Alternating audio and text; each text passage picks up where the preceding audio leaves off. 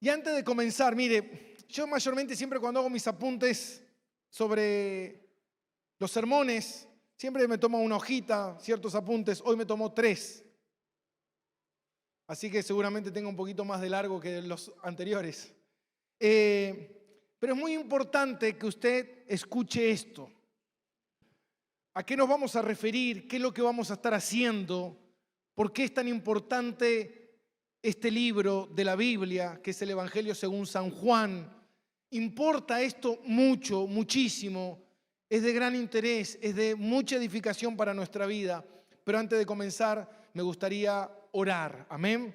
Que hagamos una oración y que usted me ayude a orar y que le pidamos a Dios que Él se glorifique en toda esta serie. Amén. Padre, te damos gracias, bendito Dios, por permitirnos y darnos el privilegio de estar hoy domingo aquí, Señor, y comenzar con esta serie, Señor, que apunta directamente al trono de la gloria. Directamente, Señor, como dicen grandes teólogos, esto es como mirar al atrio, al lugar más santo, es como espiar al cielo, a la presencia misma de Dios. Padre, qué labor y qué tarea tan difícil. Creo que no hay hombre sobre la faz de la tierra capacitado, Señor, que pueda hacer esta labor. Cuánto mucho menos yo, oh Dios, un hombre lento de palabra, de estudio. Por eso te pido, oh Dios, que por tu gracia, solamente por tu gracia y tu soberanía, Señor, tú me ayudes y me des, Señor, de todo lo que no tengo para hacer esta tarea, para explicar y dar a entender, Señor, todo lo referente con esta carta. Señor, ayúdame, oh Dios Todopoderoso. Te lo pido en el nombre de Cristo Jesús. Señor, perdona todos mis pecados, mis faltas, mi mala manera de interpretar, de entender, de estudiar. Señor, y púleme, oh Dios, para hacer esta tarea para tu gloria, no para la mía, para que te vean a ti y no a mí. Te lo pido en el nombre de Cristo Jesús. Amén y amén. Ahí le pusimos viendo la gloria de Cristo. Y vamos a basar este estudio del Evangelio, de esta carta. Ahora, ustedes se preguntarán, ¿qué importancia tiene Juan? Juan fue un discípulo del Señor Jesús, fue un apóstol. Y si nosotros vemos el Nuevo Testamento, y yo preguntara, bueno, ¿quién es el que más escribió en el Nuevo Testamento? ¿Quién es? Pablo, dicen todos. Bien, hay que leer más la Biblia. No es Pablo. El que más escribió el Nuevo Testamento es Lucas. Lucas es el que más palabras agregó en la Biblia. Pablo fue el que escribió 13 cartas. Lucas solamente escribió 2. Pero entre esas 2 escribió más cantidad que el apóstol Pablo. Y el tercero fue Juan. Juan fue un gran escritor, él hizo grandes aportes al Nuevo Testamento. Tenemos el Evangelio de Juan, según San Juan, tenemos primera, segunda y tercera de Juan y tenemos el último libro de la Biblia, Apocalipsis. Así que ha hecho un gran aporte al conocimiento de Dios. Ahora, cuando yo pensaba en iniciar con Juan, porque nosotros todos los estudios de predicación expositiva que hemos hecho de Éfeso, de la carta a los Romanos, de Hechos, de primera y segunda de Timoteo, y cuando llegamos a los evangelios, yo pensaba en Mateo. Después, ¿qué sigue? Mateo. Esdras no, mi hermano.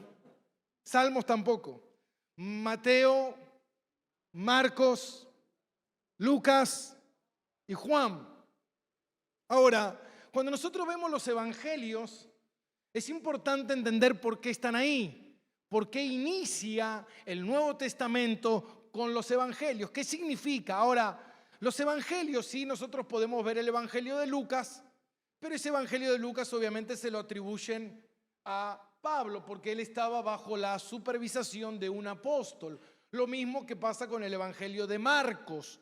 Marcos no fue un apóstol, Lucas no fue un apóstol, pero Marcos estaba bajo la supervisación de Pedro. Así que como que se lo conociera como de cierta manera el evangelio de Pedro y el evangelio de Lucas como el evangelio de Pablo. Amén. Después vemos el evangelio de Mateo, que sí, Mateo fue un apóstol, y también vemos el evangelio de Juan. Ahora, antes de iniciar, nosotros tenemos que hacer una breve introducción, o no sé si tan breve, porque hay mucha información que tenemos con respecto a Juan.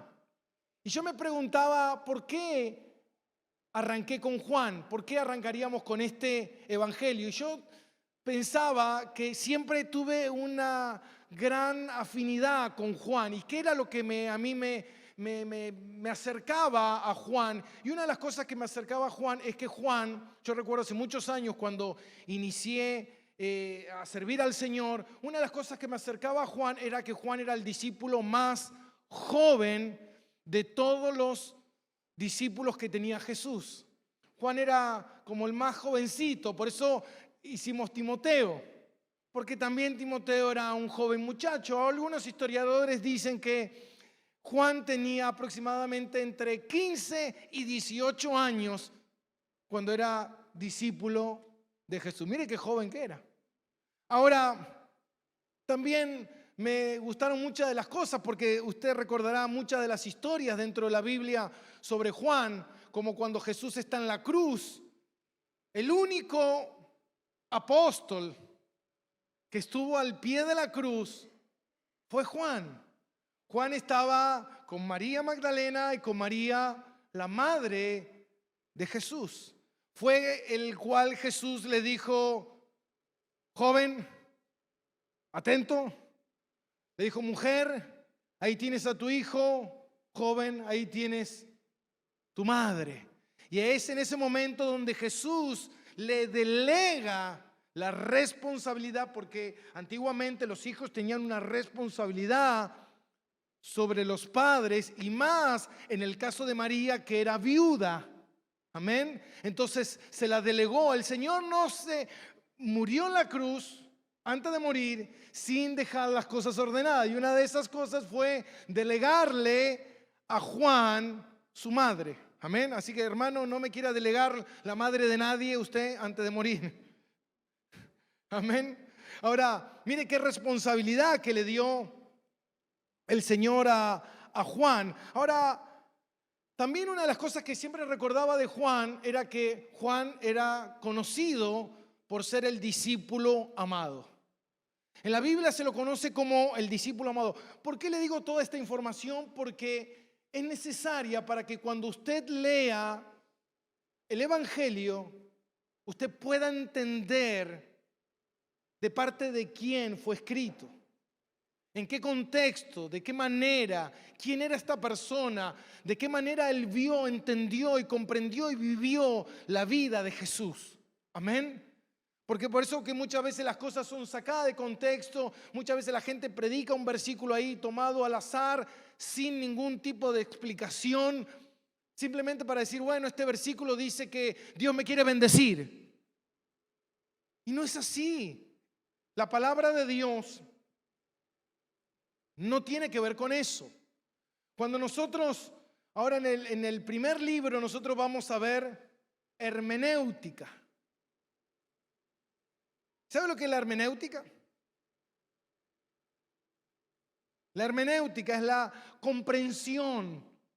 Cuando usted lee la Biblia, algo que quiero contarle un poquito del estudio, cuando usted lee la Biblia, mi hermano, usted no puede leer la Biblia bajo sus propios criterios, porque usted está leyendo la Biblia con sus sentimientos, con su interpretación, con su pensamiento, con su cultura. Usted está leyendo la Biblia. Entonces muchas veces usted está leyendo y dice, no, Pablo es machista. Porque usted lo está leyendo con sus restricciones, como ve, de acuerdo a los ojos de la sociedad. Usted está leyendo la Biblia y la Biblia no explica eso que usted está entendiendo.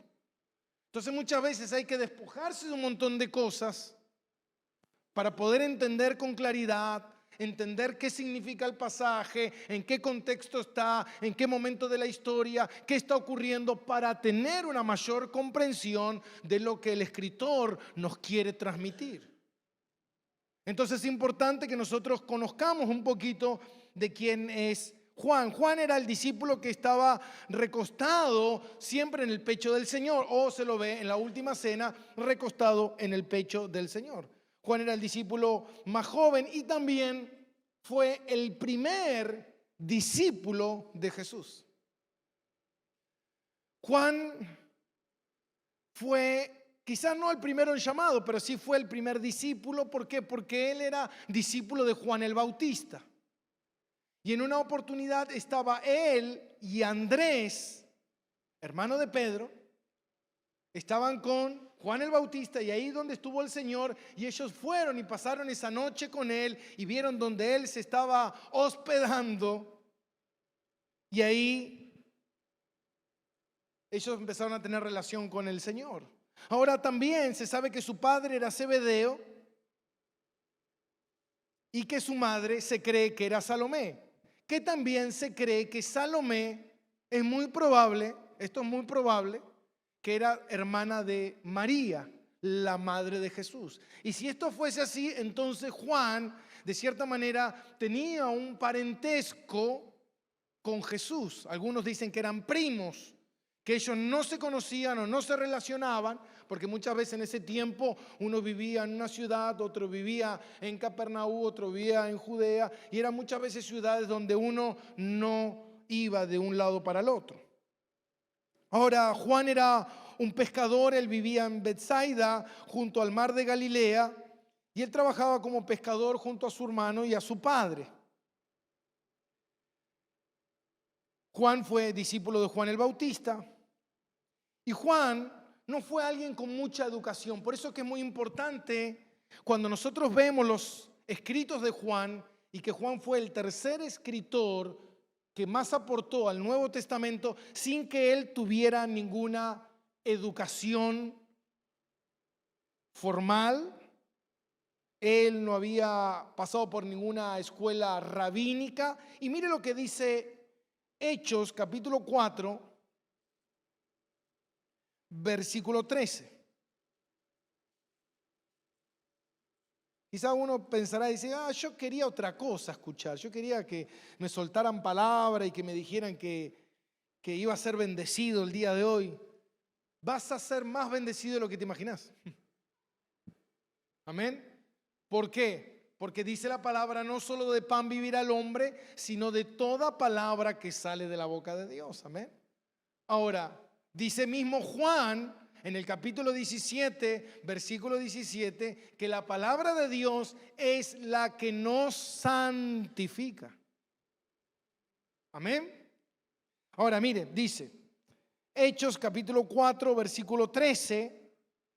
En ese momento habían sido arrestados Pedro y Juan, y ellos tuvieron que comparecer ante el concilio en ese momento, y dice así: entonces, viendo el denuedo de Pedro y de Juan, ellos hablaban con un denuedo y con una autoridad, sabiendo que eran hombres que sin letra y del vulgo, se maravillaban y le reconocían que habían estado con Jesús. Entonces podemos ver que la autoría de este libro proviene de un hombre, escuche, que fue discípulo del Señor. Por eso la palabra de Dios dice que esta palabra, ¿de quién es? ¿Es de Juan? Juan fue el que la escribió, pero la palabra no es de Juan, es de Dios, es del Espíritu Santo. La sabiduría, ¿de dónde proviene ese contenido? Por eso que cuando ellos fueron y comparecieron ante el concilio, hombres que estudiaban, hombres que conocían la ley, hombres que conocían la palabra, el Antiguo Testamento, y escucharon a Pedro y a Juan hablar, se maravillaron. Dijeron, ¿de dónde saben esto, esta sabiduría? ¿Cómo puede ser que hablen de esta forma? Entonces ellos entendieron que eran personas que habían estado con Jesús. ¿Se da cuenta? Se da cuenta que Juan, la capacidad que él tenía para escribir, para hablar de Jesús, de lo que él vio, de lo que él entendía, provenía de un poder sobrenatural. Y ese poder es el Espíritu Santo, amén, que estaba obrando en la vida de Juan para hablar de esa manera, para escribir, porque era una persona que nunca había estudiado, nunca había se preparado de manera formal. Su única preparación fue estar al lado de Jesús. Qué poca preparación, amén, estar al lado de Cristo. Juan fue el discípulo que perteneció, por esto es importante, al círculo íntimo de Jesús. Jesús tuvo 12 discípulos. Amén. Uno de ellos era el traidor. Después fue elegido por votación un nuevo apóstol. Y después apareció un apóstol por ahí abortivo. Un apóstol más o menos, como el apóstol Pablo. Amén. Ahora, Juan, ¿por qué es importante esto? ¿Por qué? Porque Juan era del círculo íntimo de Jesús. Él era de los más cercanos. Jesús tenía muchos discípulos, pero de su círculo más íntimo, en ese círculo estaba Juan. Pedro, Jacobo y Juan. Eran los que el Señor los invitaba cuando fue a resucitar a la hija de un fariseo. Era el cual los invitó al monte de la transfiguración y se transfiguró delante de ellos. Eran las personas que vieron cosas, eran los que fueron invitados al monte Getsemaní en la agonía del Señor. Era el que estaba abajo de la cruz cuando Cristo estaba crucificado. Así que lo que vio fue muy importante. Ahora, Jesús tenía 12 discípulos. De esos 12 discípulos tenía 3 que eran los más allegados a él. Pero entre esos 3 tenía uno que era el más cercano todavía de todos. Y este era Juan. Así que Juan era el discípulo que más cerca estaba de Jesús. Bueno sería escuchar lo que dice Juan, ¿o no? A ver qué dice Juan de Jesús. Ahora, todos los apóstoles murieron de manera muy trágica, fueron todos mártires, de manera muy violenta, murieron todos ellos. Juan fue el único que murió de manera natural. Fue el único que murió en su vejez y que vivió muchos años. Se creen que casi 100 años vivió y partió a la presencia del Señor. Ahora, en ese tiempo de vejez había un emperador llamado Domiciano que hizo que Pablo fuera desterrado y llevado a la isla de Patmos, una isla como una prisión, y ahí fue abandonado. Y en ese lugar Juan, siendo un hombre ya grande, vivió en ese lugar, y en ese lugar él tuvo las visiones para escribir Apocalipsis. Cuando él regresa y sale del exilio, es muy importante. ¿Por qué? Porque él vuelve a Éfeso y él toma el cargo de pastor de la iglesia de Éfeso que nosotros estuvimos viendo. ¿Se acuerdan que estuvo Timoteo? Que Pablo lo había dejado a Timoteo. Bueno, en este tiempo final, Juan fue el pastor de la iglesia de Éfeso. Dice que estuvo durante aproximadamente 10 años y en esos 10 años él muere. Fueron 10 años donde él estuvo pastoreando la iglesia de Éfeso y desde ahí es donde él va directo a la presencia del Señor. Hizo un gran aporte escribiendo el Evangelio, primera, segunda y tercera de Juan y Apocalipsis. Juan también es uno de los máximos referentes en el nacimiento de la iglesia. Por eso es importante esto. ¿Por qué? Porque Juan fue una columna muy importante en el concilio de Jerusalén. Cuando Pedro se levantó a predicar, el que estaba con Pedro era Juan. Según Gálatas, si vamos a Gálatas 2:9, Gálatas 2:9,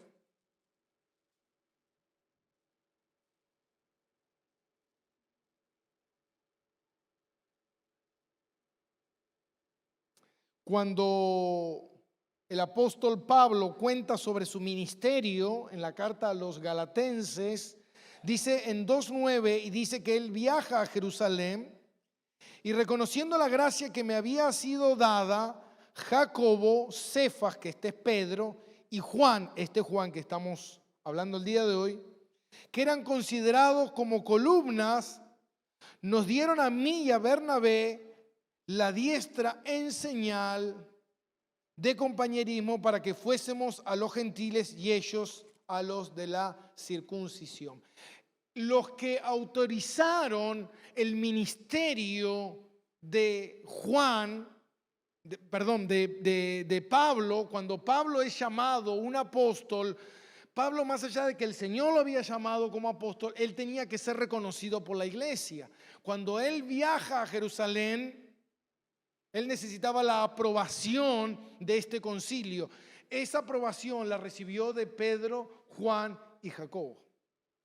Dice que ese concilio, ellos avalaron el apostolado de Juan. Así que es muy importante que nosotros prestemos atención a Juan. Ahora, también a Juan se lo conoce como el discípulo amado. La Biblia habla de que Juan era el discípulo amado y según Juan, si vamos a Juan capítulo 21, versículo 20, Juan 21, 20, y volviéndose Pedro, vio que le seguía al discípulo a quien amaba a Jesús, el mismo que estaba en la cena, el mismo que en la cena se había recostado al lado de él y le había dicho: Señor, ¿quién es el que te ha de entregar? Mire la intimidad que Juan tenía. Juan era conocido como el discípulo amado. Ahora la pregunta es ¿por qué? ¿Por qué era considerado el discípulo amado? Se lo llamaba así por la cercanía que él tenía, por el amor que él tenía a Jesús, por el respeto que él tenía a Jesús y por la fe que él tenía en Jesús de que pronto volvería. El Evangelio de Juan se lo conoce como el Evangelio, tiene varios nombres, pero uno de ellos es como el Evangelio del amor. ¿Por qué? Porque Juan pronuncia 80 veces la palabra amor. Hoy en día que está tan mal usada esa palabra, ¿no? Amor.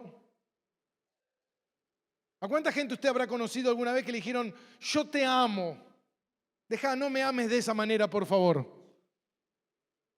Porque eso no es amor, mi hermano. Eso es pasión, eso es deseo, esos momentos pasajeros, pero eso no es amor. El amor es lo que vamos a aprender nosotros, que nos enseña la Biblia. El amor de Dios no es permisivo. El amor de Dios es otra cosa. Amén. Ahora, Juan habla 80 veces del amor. Por eso se lo conoce como el Evangelio del amor. Ahora, también se lo conoce como el hijo del trueno. Y yo tenía ganas de ponerle ese nombre. Poneme el cartel ahí. Yo tenía ganas de ponerle ese nombre y quería ponerle algo como Juan con un trueno, pero no conseguimos. Y después decidí cambiarlo y poner Viendo la gloria de Cristo. Y ahora le voy a explicar el por qué cambié a ese título. Ahora, a Juan se lo conocía como el hijo del trueno, a Bonerges, que significa, que eso está en Marcos 3:17, donde el Señor mismo lo llama a él y a su hermano Jacobo, lo llama hijo del trueno. Ahora, la pregunta es ¿por qué lo llama hijo del trueno? Y si nosotros seguimos leyendo la Biblia, vamos a ver que tenía que ver con el carácter. A ver acá, ¿cuántos hijos del trueno debe haber acá? Con el carácter que Juan tenía, y nosotros lo podemos ver en las Escrituras. Un ejemplo está en Lucas 9:51, cuando Jesús va de camino a Jerusalén y le pide a los discípulos que se adelantaran y que vayan anunciando y vayan preparando el camino. Y entre eso ellos llegan a Samaria, y cuando llegan a Samaria, los samaritanos no lo reciben. En ese momento que no lo reciben, viene Juan y viene Jacobo y van a Jesús y le dice: Señor, no nos recibieron. ¿Quieres que hagamos como Elías, pero que mandemos a que Dios mande fuego del cielo, pero no a que caiga sobre un altar, sino sobre estos rebeldes y que los consuma completamente? Y yo me imagino al Señor agarrándose la cabeza, porque lo que ellos tenían era un temperamento muy efusivo. Ahora, nosotros podemos ver que con el paso de los años, Juan fue madurando, fue creciendo, fue siendo el discípulo del amor, como se lo conoce, pero su temperamento, eso nunca se perdió. La pasión que él tenía por las cosas del Señor. Así fue el caso de que su discípulo, un discípulo de Juan llamado Policarpo, fue uno de los padres principales de la iglesia en ese tiempo, que también murió martirizado, escribió esto. Ahora, no solamente Policarpo escribió, también Clemente, Irineo, varios escribieron sobre Juan, pero Policarpo escribió y cuenta que en una oportunidad ellos iban a unos baños que había en Éfeso. Eran baños que usted muchas veces lo habrá visto en las películas, donde la gente entraba tipo piletas. Piletas donde los hombres se sentaban y se bañaban. Eran como piletas públicas, se los conocía. Muy conocido en ese tiempo en Éfeso. Y Juan solía ir ahí. Y muchas veces iba ahí a predicar, iba ahí a tener conversaciones con hombres y a evangelizar. Y en una oportunidad, cuando él entra en ese lugar, estaba un hombre llamado Cerentino, que era un enemigo de la fe. Y Juan, dice Policarpo, que empezó a los gritos y a decirle a la gente que él no iba a entrar ahí. Juan era un hombre muy conocido, que no iba a entrar ahí, y que le decía a la gente que saliera de ahí, porque este tal Cerentino estaba ahí y el edificio se podía derrumbar por causa de ese pecador. Así, públicamente. Era como que Juan te veía, que no venías a la iglesia, te veía en el supermercado y te decía: salgan todos de acá, porque este supermercado se puede venir abajo por el juicio de Dios, porque allá hay un pecador que no viene a la iglesia. Qué lindo sería hoy eso, ¿no? Estaría bueno. Creo que hace falta un par de Juan. Amén. Ahora, ese era el temperamento de Juan. Juan era un hombre que no se callaba y que defendía el evangelio hasta la última gota de aliento. Ahora, cuando nosotros vemos esta carta, este libro, el Evangelio de Juan, no encontramos el nombre de él. Él no se nombra a sí mismo en esta carta. Entonces la pregunta es, ¿cómo sabemos que esta carta es el Evangelio de Juan? Sí podemos ver el Evangelio de Lucas, pero el Evangelio de Juan, él no se nombra. Ahora, ¿por qué?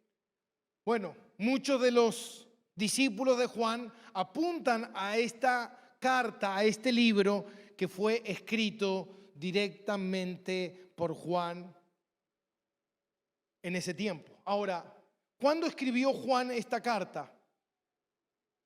Por eso está expuesta a lo último. ¿Por qué? Porque fue el último de los escritos de los evangelios. Juan escribió esta carta, se cree aproximadamente en el año 80, 90 del primer siglo. Juan se cree que murió aproximadamente a los 100 años. Entonces Juan, teniendo aproximadamente 80, 90 años, él escribió este evangelio. Ahora la pregunta es, ¿para qué lo escribió? Ahí está el tema. ¿Para qué está ahí? ¿Para motivarnos y decirnos, oh, Jesús te ama? No, mi hermano. Se da cuenta que es importante el estudio de la palabra. Ahora la pregunta es, ¿de qué se trata este libro? ¿De qué se trata el Evangelio?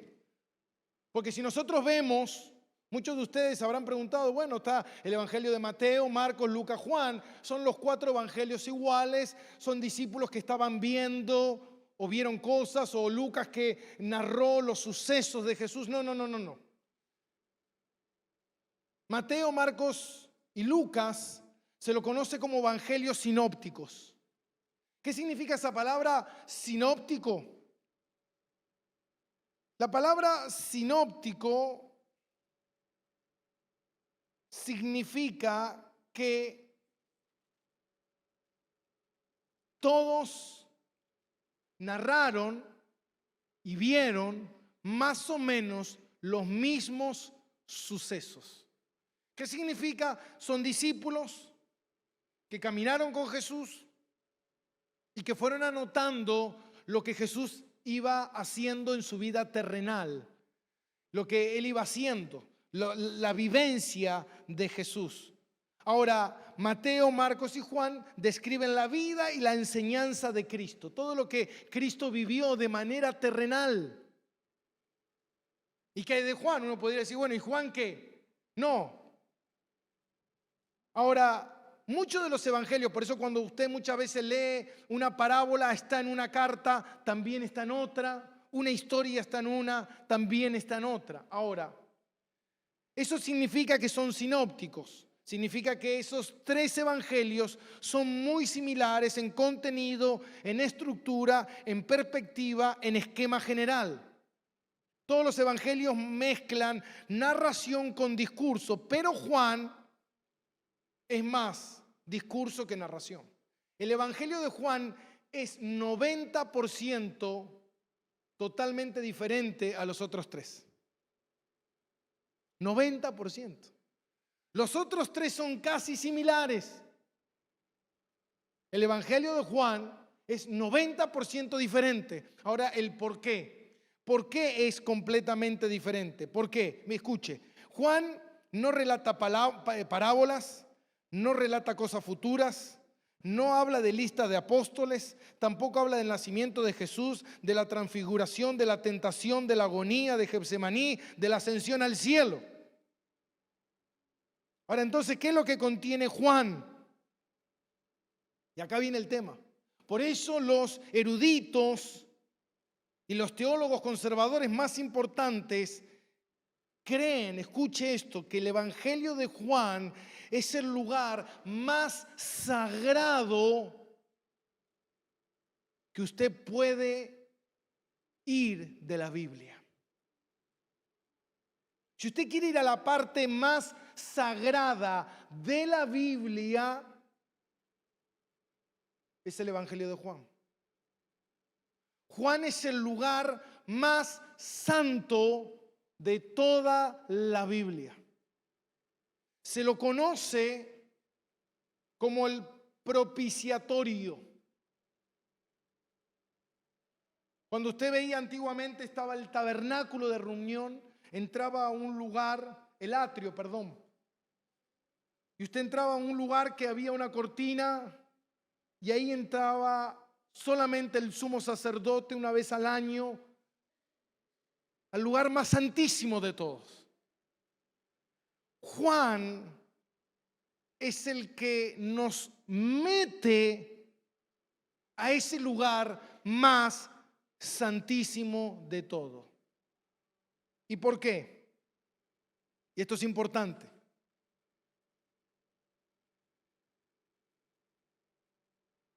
¿Y por qué? Juan usa 100 veces la palabra creer. Creer. Para que tú creas en Jesús.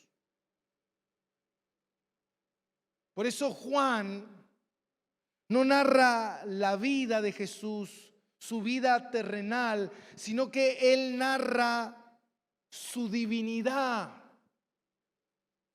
su deidad. Escuche, dicen,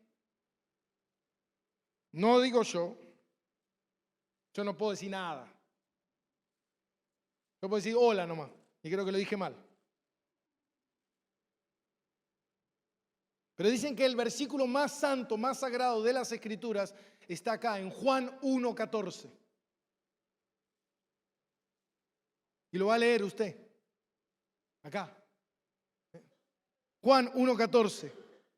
Y dice, aquel verbo fue hecho carne y habitó entre nosotros y vimos su gloria, gloria como del unigénito del Padre, lleno de gracia y lleno de verdad. Ahora quizá uno lo lee y dice, no entiendo mucho lo que dijo. Pero en realidad lo que está diciendo el pasaje es Emmanuel.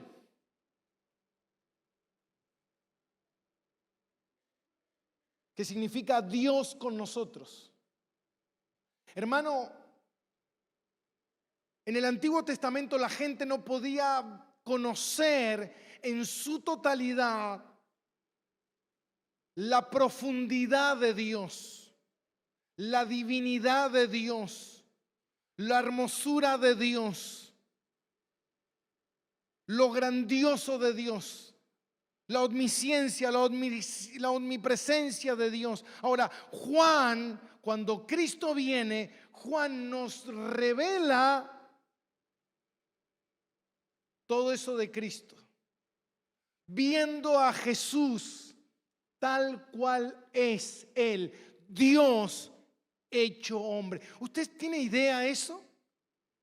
Es Dios el creador del cielo, del universo, de todo lo existido, de todo átomo, de toda molécula, de cada bocanada de aire que tú respiras cada día, porque la Biblia dice que Él es la vida, dice Juan, Él es la vida. Hermano, usted vive porque Dios quiere que usted viva. Él lo sostiene absolutamente todo. Él es el Señor de todo. Todo fue creado por Él y para Él. Ahora ese Dios, con toda la gloria, con todo el poder, un Dios que no fue creado, un Dios que es autoexistente, un Dios que tiene aceidad, un Dios maravilloso, decide despojarse de todo y venir y habitar entre los hombres, haciéndose hombre para salvar al pecador.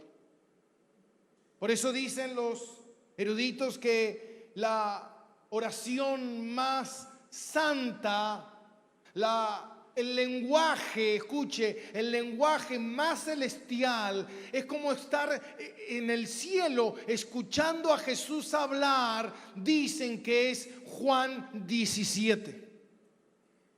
Y nosotros acá lo nombramos y lo nombramos y lo nombramos y lo nombramos, porque a mí Juan 17 me gustó siempre, que es la oración que él hace por sus discípulos.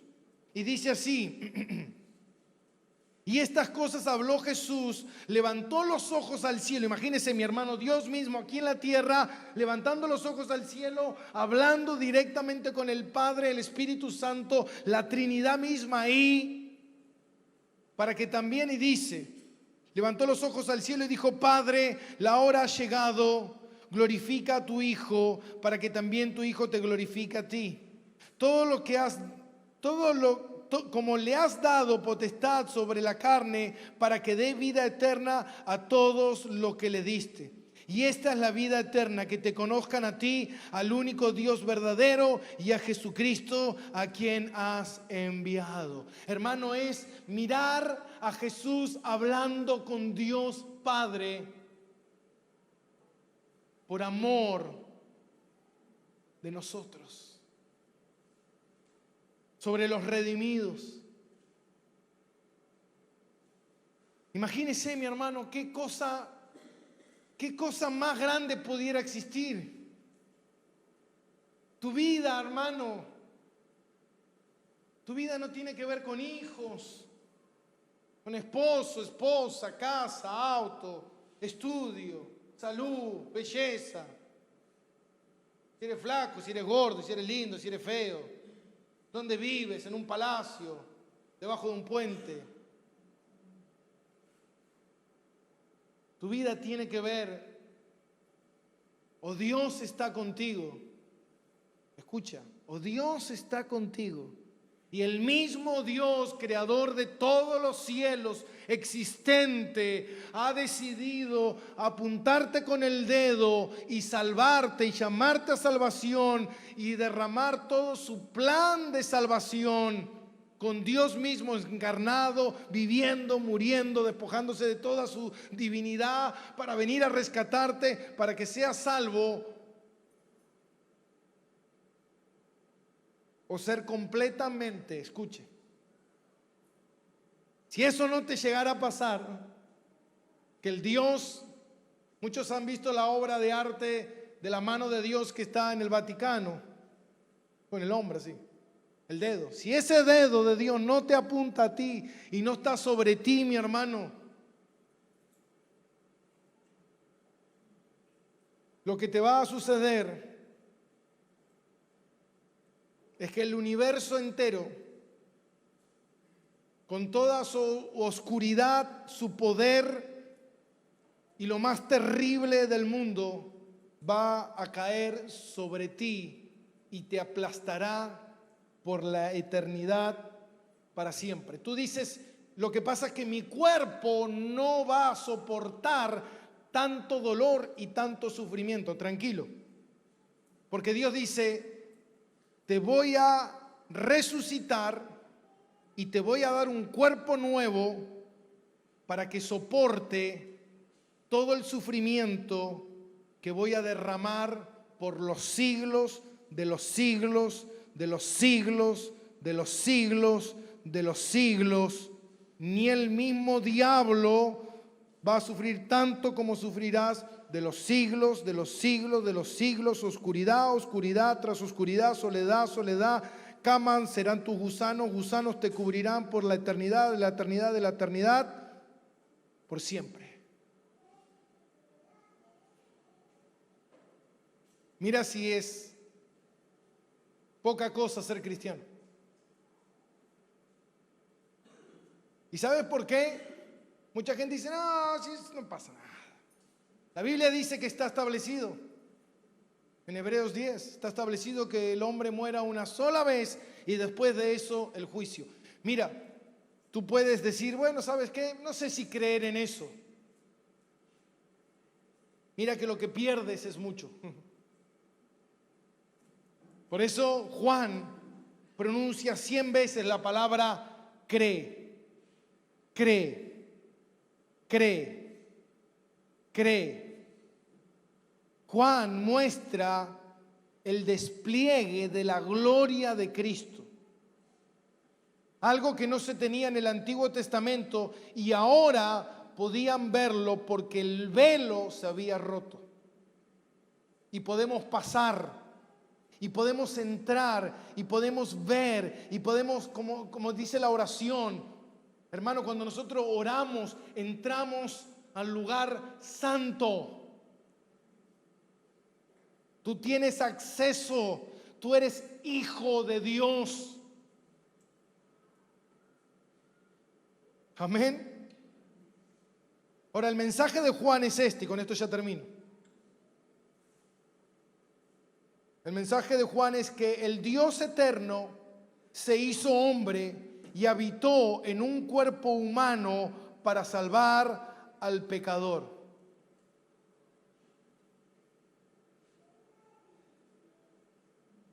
El verbo se hizo carne. Verbo es un título que se le dio a Cristo. Y vimos su gloria. Ahora, ¿cuál es el propósito del libro? Ahí mismo lo dicen. Juan 20, versículo 30. Dice el propósito del libro. No hace falta que yo predique, acá está el propósito del libro. Y dice, e hizo además Jesús muchas otras señales en presencia de sus discípulos, las cuales no están escritas en este libro, pero estas se han escrito para que creáis en Jesús, en el Cristo, el Hijo de Dios, para que creyendo tengáis vida en su nombre. ¿Qué significa eso? Ya vamos a llegar ahí. Pero significa para que creas en Jesús, que es tu Salvador, que es el Hijo de Dios, y que para que después de creer tengas una buena vida cristiana para la gloria de Jesús. Hermano,